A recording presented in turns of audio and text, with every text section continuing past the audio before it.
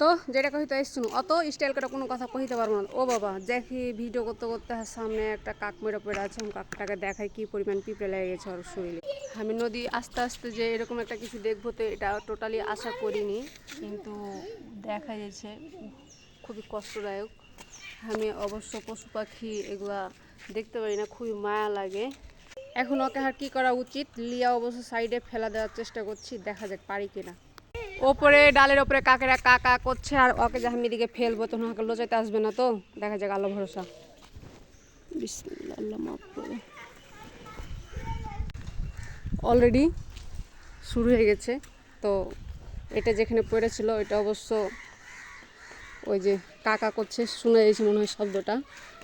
তো আমি এই যে এখানে এখন ফেলে দেবো, ওদিকে কিছু করার নাই। আর মাথার ওপর দেখালি যাওয়া আসা করছে, ওদিকে ফেলাটা আর উচিত হলো কিনা আমি জানি না, কি করব। আল্লাহ বাঁচাও আমাকে আর কেউ হাত থেকে।